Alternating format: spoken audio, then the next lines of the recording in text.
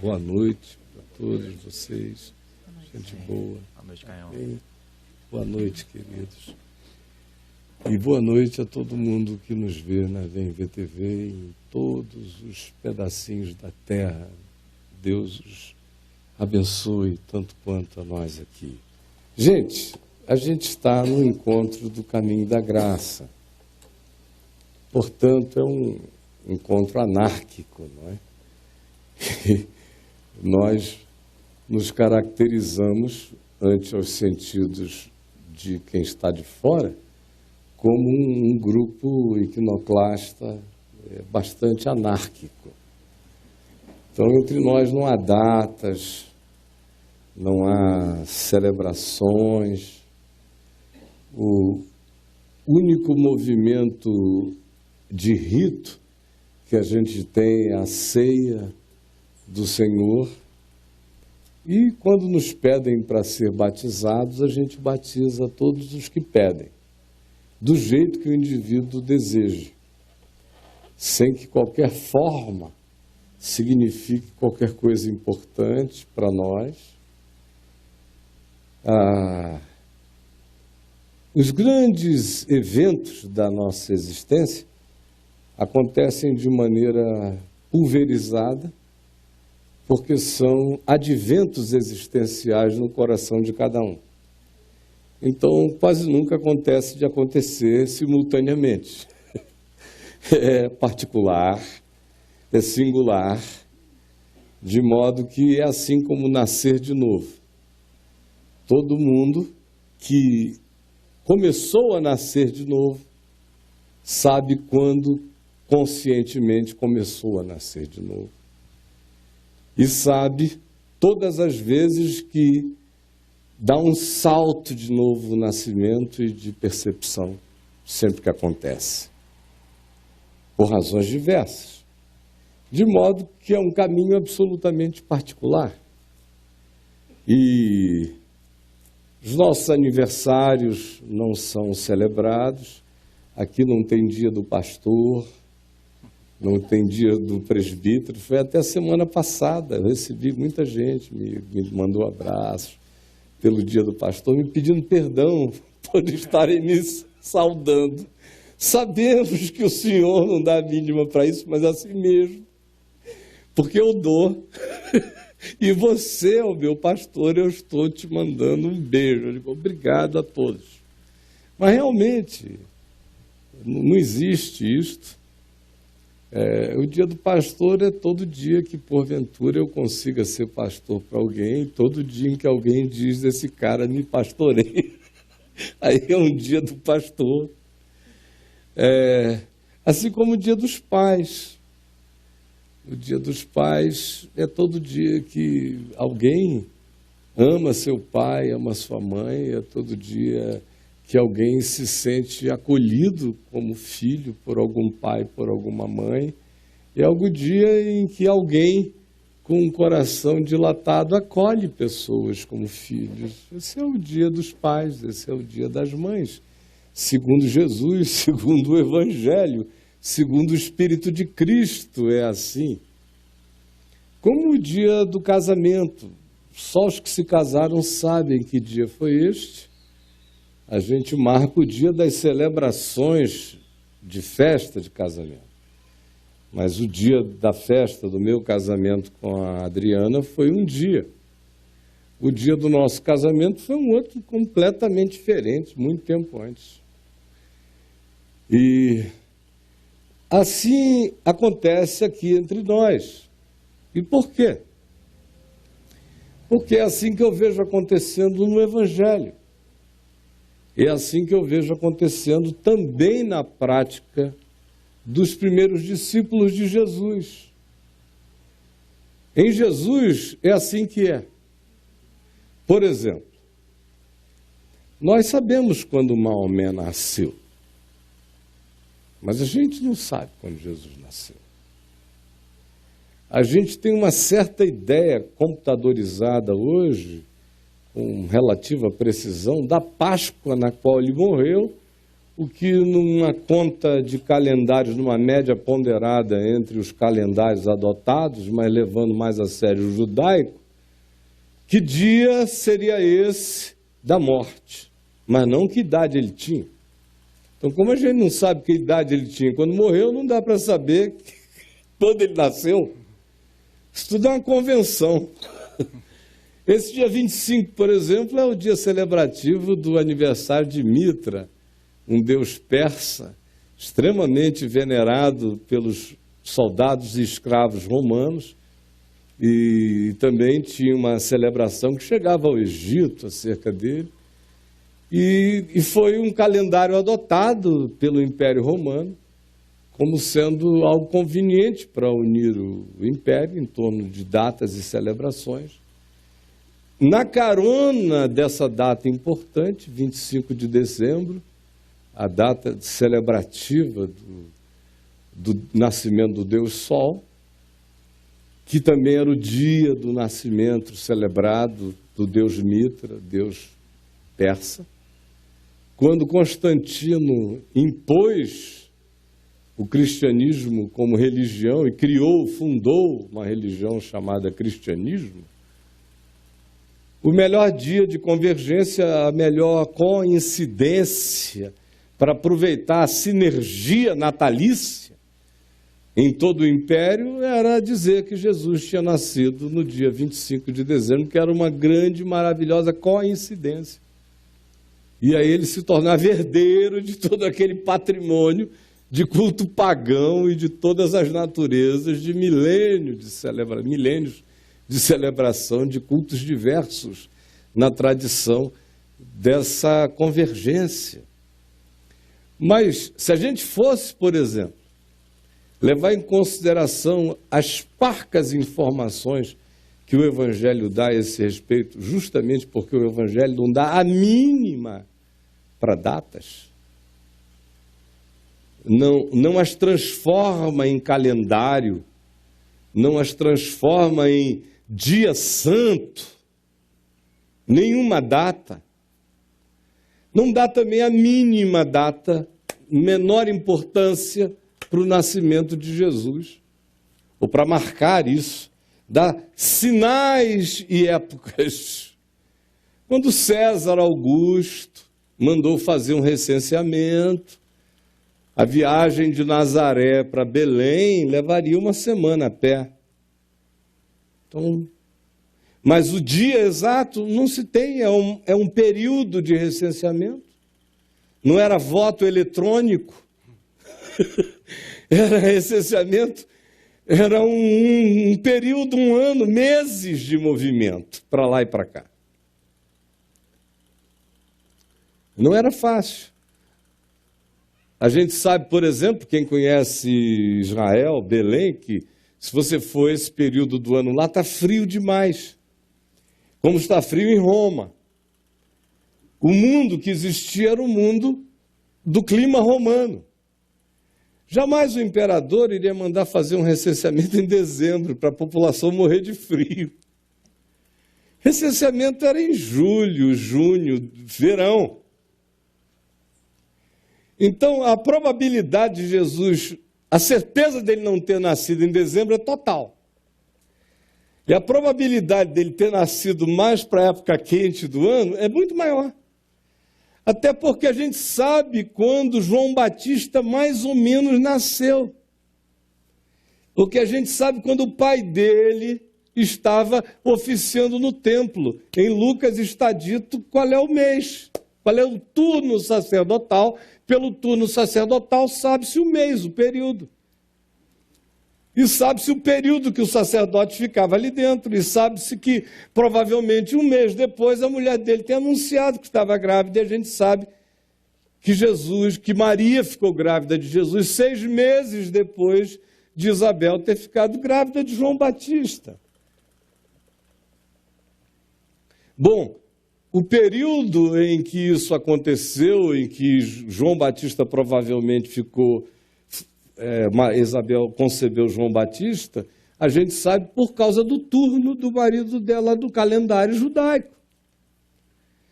O que é mais um indicativo, se a gente fizer a conta, que Jesus teria nascido no segundo semestre de um período mais quente do ano. Mas não, jamais desse período frio, não coincide nem com o recenseamento, nem com João Batista. E aí? Que importância tem isto? Jesus não deu a mínima para isso. Não disse, marquem o dia. Eu vos digo, a C e descer. Não. Não tinha essa desmunhecada nele. A C, descer. Não deu a mínima para o dia do seu próprio nascimento. Como não disse, marquem o dia da minha morte. O que ele disse foi, o que essa mulher que está me ungindo aqui para a minha morte está fazendo, nunca mais será esquecido, mas sem data. Toda vez que o evangelho for pregado, isso será lembrado. A data é todo dia. Sempre. Nada além de todo dia em Jesus. Nada além de um certo dia chamado hoje, no evangelho. Nada além deste momento chamado agora de decisões no evangelho. Por isso não há lugar para datas no evangelho. A gente tem uma sequência não datada. No máximo, você vai vendo coisas que acontecem cerca de 8 dias depois, ou não muito tempo depois, ou naquele mesmo dia, ou saindo Jesus dali, encontrou na cidade tal, você calcula o movimento, mas não tem importância. No Evangelho, o que tem importância é o que acontece no coração. É o que, acerca do que Jesus diz, a tua fé te salvou. Isto tem toda importância. Festa nos céus é quando um pecador se arrepende. Aí anjos celebram.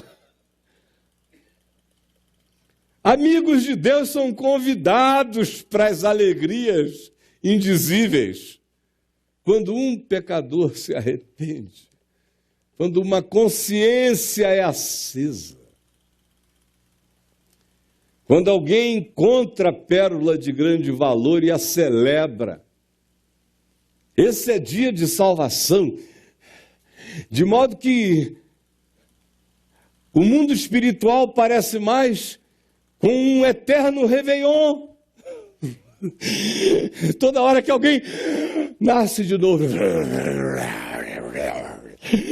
uma luz acende, alguém compreende, um arrependimento, uma lucidez, luz.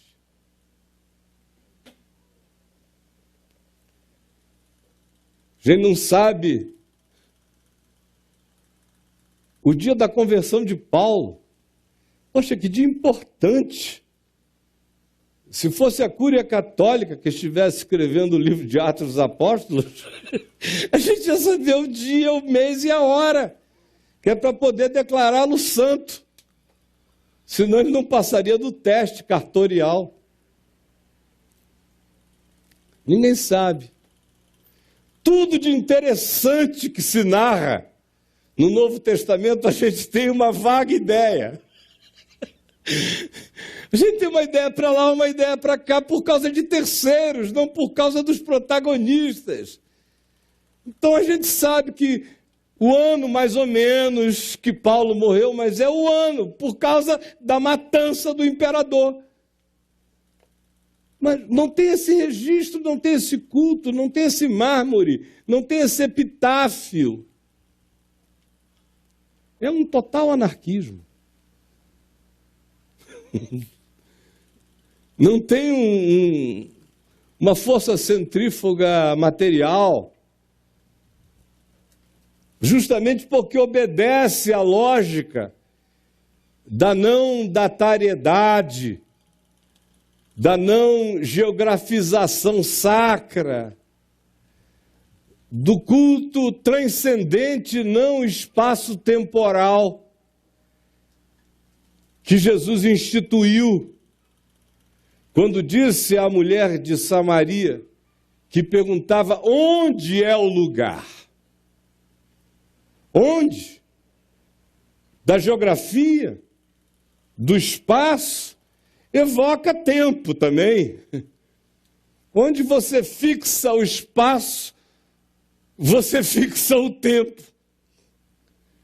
Porque se diz aqui, alguém vai querer descobrir desde quando aqui se tornou aqui. Que é para poder cultuar o momento em que aqui virou aqui. E começar então uma religião. Porque a religião depende de tempo e espaço. Espiritualidade não. Onde é o lugar em que se deve adorar? Se Jesus tivesse dito aqui nesse Monte Gerezim, é um bom lugar, é o segundo melhor. Que era onde a mulher morava, em Siquém. Hoje na Cisjordânia estaria politicamente correto, não é? Porque o lugar hoje pertence aos palestinos e ia ser uma boa solução política.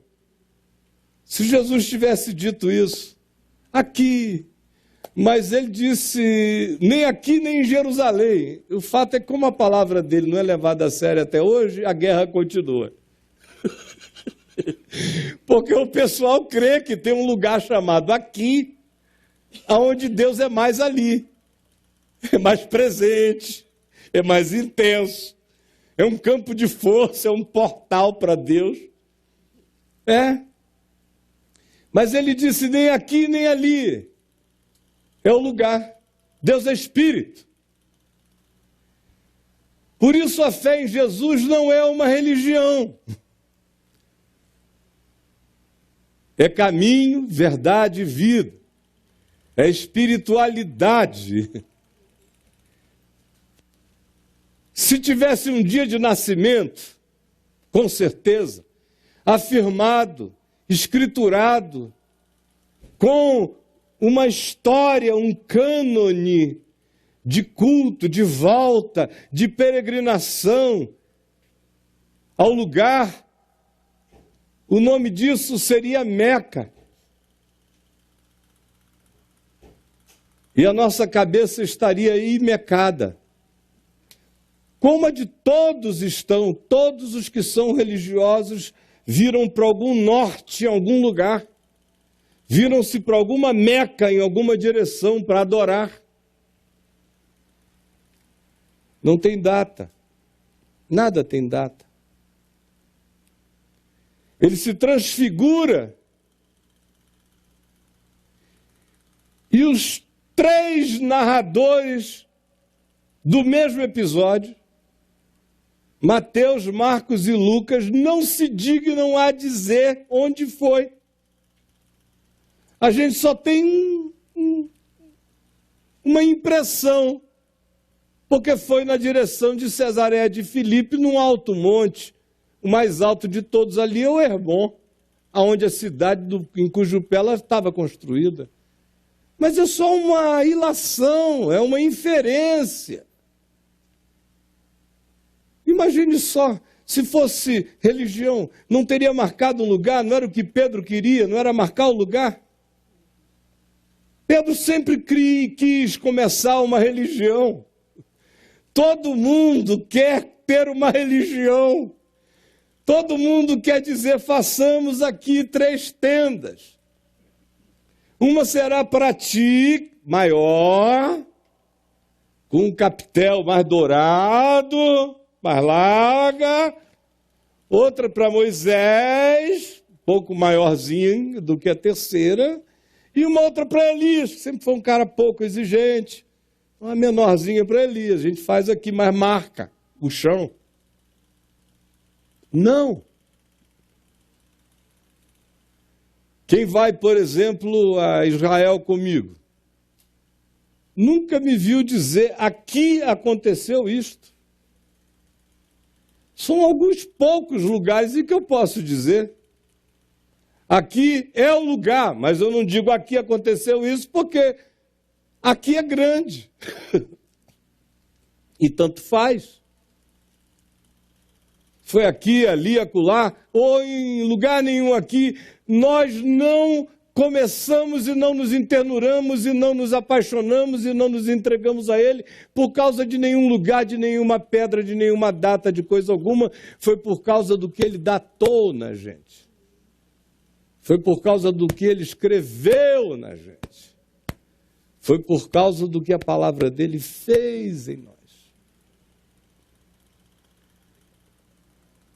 Paulo chega ao ponto de dizer: não haja entre vós quem dê importância a essa coisa de festas, de lua cheia, de lua nova, de calendários. Esse valor às genealogias, a essas marcações, porque ele disse, não servem para nada, exceto para subverter a fé, para desviar o entendimento, para criar pontos e focos irreais e para iniciar o processo da nossa paganização espiritual e existencial. Se nós nos orientássemos por datas e por ritos, nós nos transformaríamos e a fé de Jesus ensinada no Evangelho, se o que ele ensinou tivesse referências de datas e de ritos, a nossa fé teria que ser chamada de religião. A maravilha do Evangelho é a não databilidade dele. A maravilha do Evangelho é a impossibilidade de qualquer um pontuar essas realidades que historicamente são inegáveis.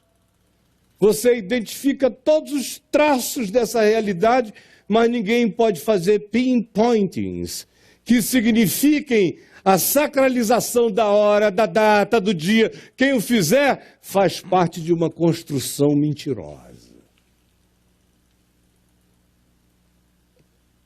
Aí você diz, e qual a vantagem disso? Qual a vantagem?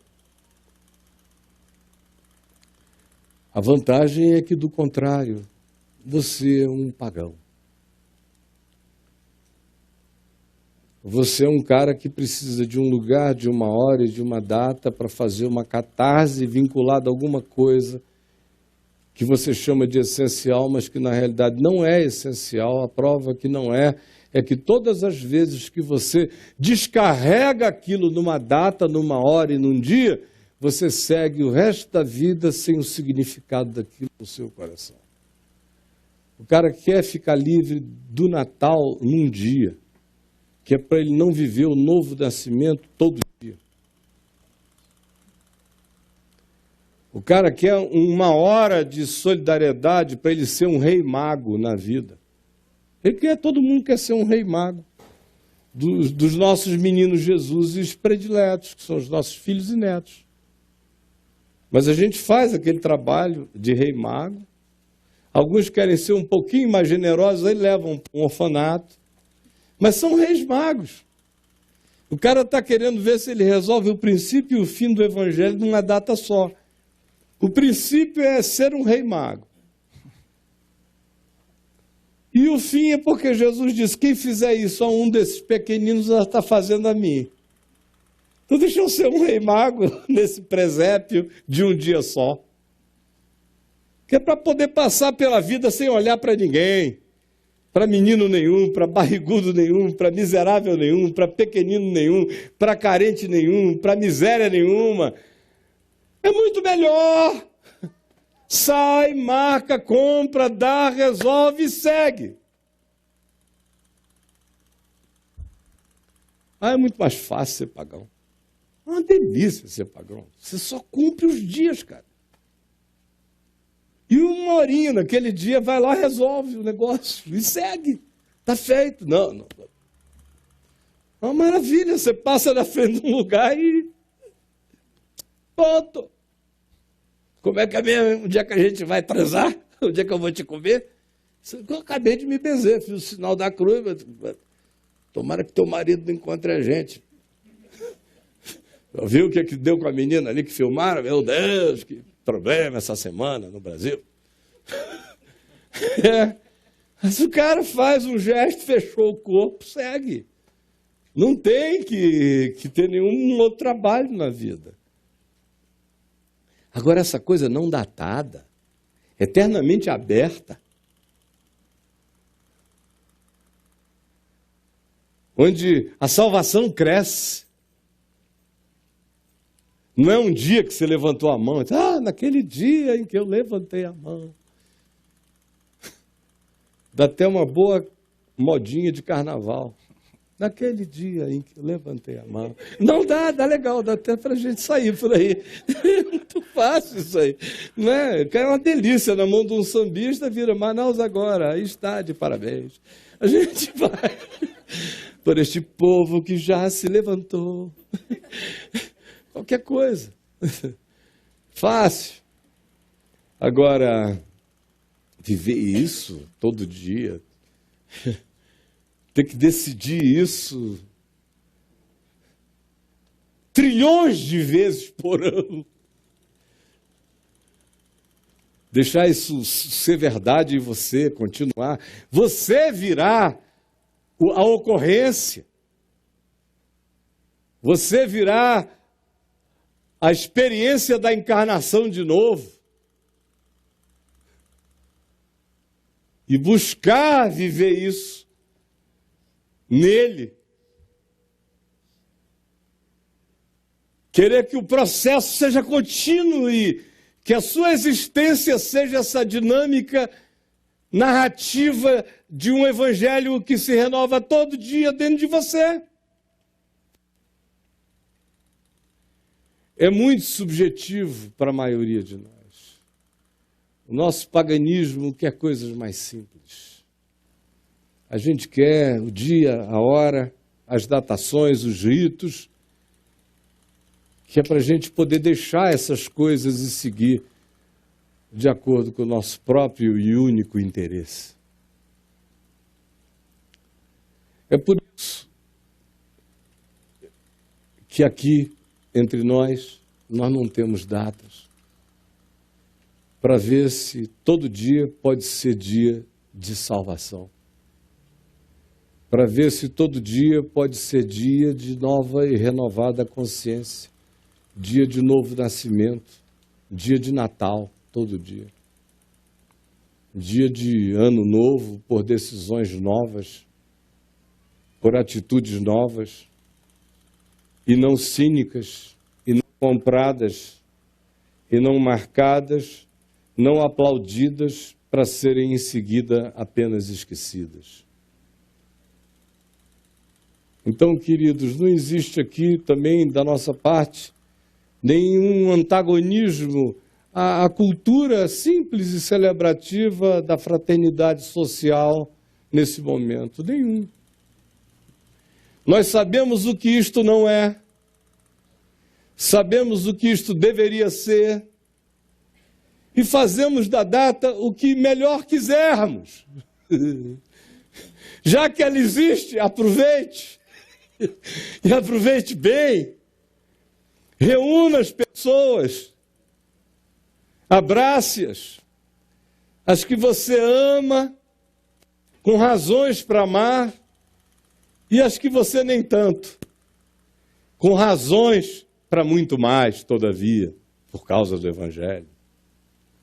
Faça isto, coma bem, não exagere, não engorde demais, beba só o suficiente para ficar alegre e não perca o juízo.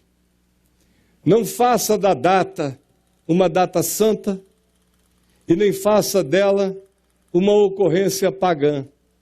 Faça dela uma boa oportunidade de encontro e de alegria humana. Faça disso todo dia. Todas as ocasiões que você possa. Viva nesse espírito tanto mais quanto lhe seja possível. e seja muito feliz em nome de Jesus. O que passar disso, meus amigos, sinceramente, é paganismo. É até aqui que eu vou, aqui eu paro. E acho que paro bem, paro feliz, paro contente, paro cristão, paro discípulo, paro humano, paro só gente, em nome de Jesus. Que Deus nos abençoe. Abençoe as nossas famílias, os nossos filhos, netos, amados e queridos, em todas as partes. Não por causa dessa data, porque, como a gente viu, ela não significa nada no espaço-tempo, exceto aquilo que eu superficialmente já expliquei. Mas que Deus abençoe a todos nós, porque estamos vivos, porque podemos nos converter, porque podemos mudar, porque podemos entender e podemos decidir melhor e podemos nos contentar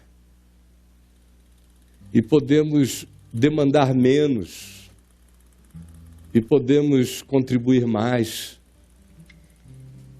e podemos exigir menos e podemos conceder muito mais.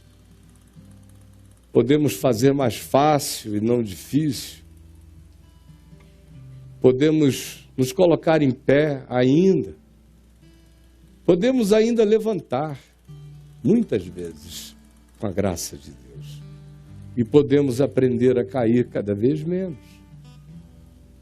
Podemos discernir sinais nos tempos, tanto quanto podemos aprender a discernir os acontecimentos até então secretos do nosso próprio coração, dia a dia mais. Podemos deixar o amor de Deus se expandir infinitamente em nós. Podemos admitir o que convenção nenhuma compreende, mas a verdadeira pureza discerne. A gente pode se tornar muito para além de nós mesmos.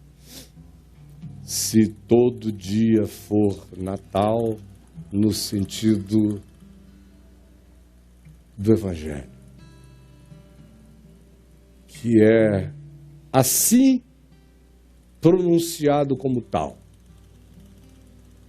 Rogo-vos, pois, irmãos, pelas misericórdias de Deus, que apresenteis os vossos corpos como sacrifício vivo, santo e agradável a Deus, que é o vosso culto racional.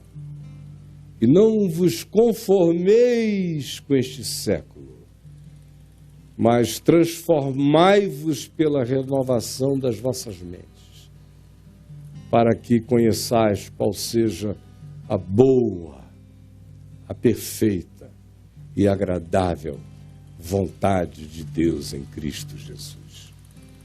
O que é maravilhoso é que há rasgos de uma confissão de paixão internurada feita por discípulos no Evangelho, mas nenhuma delas tem dia, mês, ano ou hora de produção. Uma das mais maravilhosas para mim é Paulo, escrevendo aos Colossenses, quando simplesmente derrama o coração e diz: Ele nos libertou do império das trevas e nos transportou para o reino do Filho do seu amor, no qual temos a redenção, a remissão dos pecados.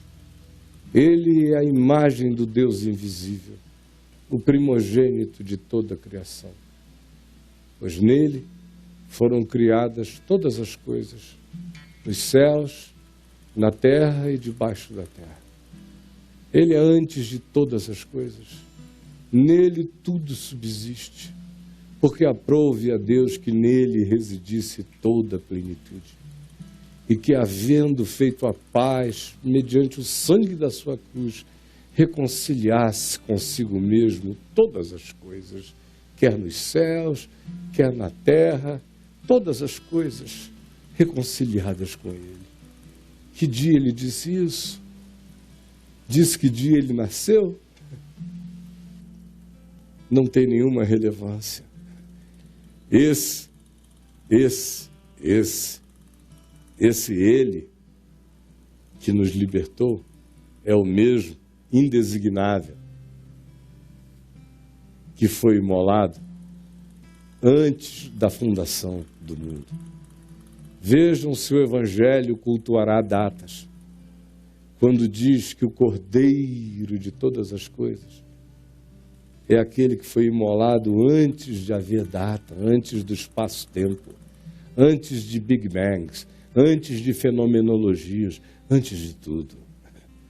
Nele, tudo subsiste. No princípio, era o Verbo. E o Verbo estava com Deus. E o Verbo era Deus. Esse é o Natal eterno do nosso coração. Vamos ficar em pé. Deixa eu ver quem pediu oração aqui, Dorita. Obrigado. Adriane, de Santo André, em São Paulo, está sofrendo perseguição no trabalho. Roberto, no Rio de Janeiro, pede pela irmã Fernanda, que está com Alzheimer. Ele pede pela sua vida. Carlos César, de Hortolândia, pede pela família, pelo trabalho, está grato ao Senhor por tanta misericórdia sobre ele. Elisângela, de Itabuna, na Bahia, pede por Mário Ribeiro e pela cidade de Itabuna, com situação crítica de falta de água. Linda, nos Estados Unidos, alegre por acompanhar a Vem Ver TV ao vivo, e nos deseja a todos um Feliz Natal. Adriano, de Campinas, em São Paulo, pede oração pela família. Denilson, de Araraquara, pede pelos irmãos que perderam a mãe por causa de uma infecção hospitalar, a família do irmão Soldan.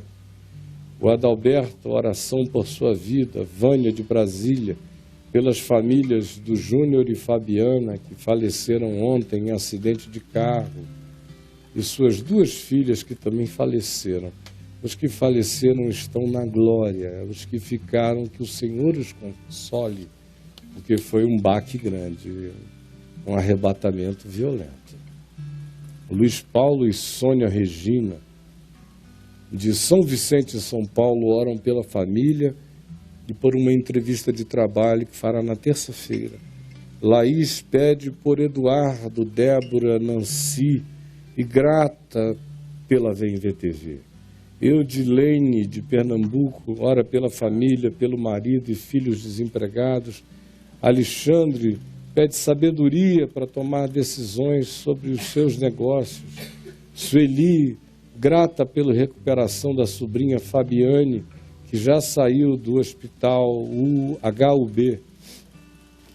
A Flávia pede proteção de Deus, pois está vivendo tempo de tribulação.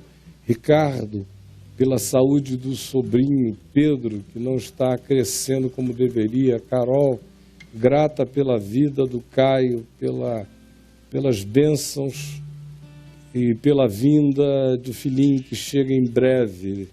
Obrigado, querida Carol. O Marcelo pede por sua vida sentimental. A Dilvânia, do Rio de Janeiro, grata pela recuperação da Rosinha, de Sorocaba, que teve um AVC, esteve na UTI, mas já está de volta ao quarto. Osvandir pede pela família. Mário pede por sua vida financeira. Wesley pede sobriedade e equilíbrio nas decisões de trabalho, pede um ano novo sem agitações na família.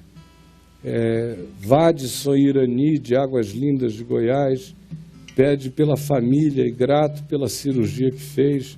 Cristiane pede sabedoria para tomar decisões e andar em humildade.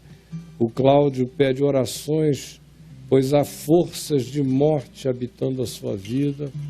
O Nelson pede orações por todos os da sua vida. E Luiz de Guaratinga, oração por sua mãe enferma. Dorothy, no Rio de Janeiro, pede pela Dulcina em crise nervosa. O Kleber, pelo netinho de 4 dias, João, que sofreu traumatismo craniano encefálico no parto. Está na UTI neonatal em BH, Hospital Matei Dei. Kleber, claro que oraremos, meu irmão. Senhor Jesus, aqui estão estes e muitos outros que não escreveram, mas cujo coração se abre agora, balbucia, diz eu também, olha-me aqui, enxerga-me, me vê, tem misericórdia de mim, de modo que nós rogamos juntos por estes e por todos quantos creem e têm necessidades, e intercedem, e amam, e querem o bem em favor de outros. Estende as tuas mãos e abençoa, abençoa. Nós os abençoamos em teu nome, em nome de Jesus. Em teu nome nós os abençoamos, ó Deus, conforme todas as manifestações aqui feitas, e no coração de todos os que se aproximam de ti com fé. Em nome de Jesus, fazemos isso concordemente, na mesma alegria e na mesma esperança, em nome de Jesus. Vamos dar as nossas mãos, todos nós.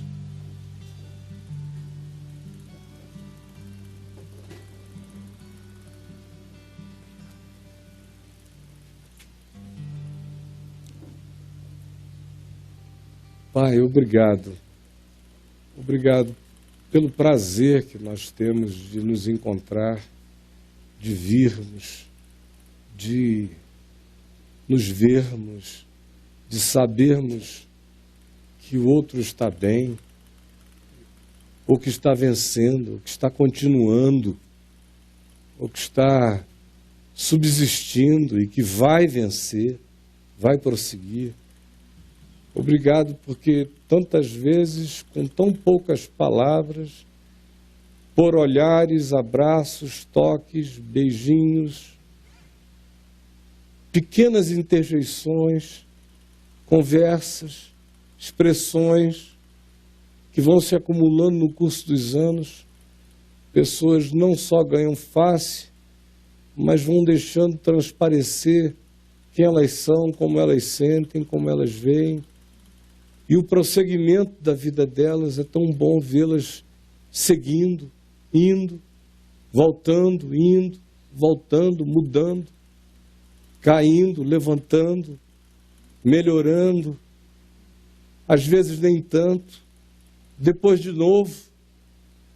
É tão bom ver que o teu amor não desiste de nós e existe essa graça de esperança que brota na gente quando a gente morre. Existem renovos que saem dos nossos troncos decepados e vingam como uma oliveira persistente que vence séculos, atravessa milênios. Muito obrigado, porque a promessa é essa, de que da raiz dessa esperança sempre nasce um renovo em nós. Não fossem esses renovos, nós teríamos já morrido e desistido e sucumbido há muito tempo.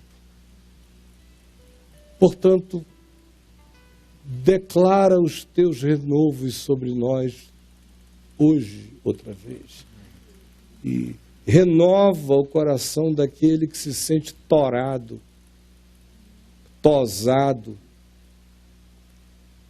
daquele que acha que perdeu tudo e ficou do toco baixo da vida. Faze brotar um renovo de graça e de esperança e de fé no coração de cada um. Pai nosso que estás nos céus, santificado seja o teu nome. Venha o teu reino, seja feita a tua vontade, assim na terra como nos céus. O pão nosso de cada dia nos dá hoje. Perdoa as nossas dívidas, assim como nós perdoamos os nossos devedores. Não nos deixes cair em tentação, mas livra-nos do mal, pois teu é o reino, o poder e a glória para sempre. Amém.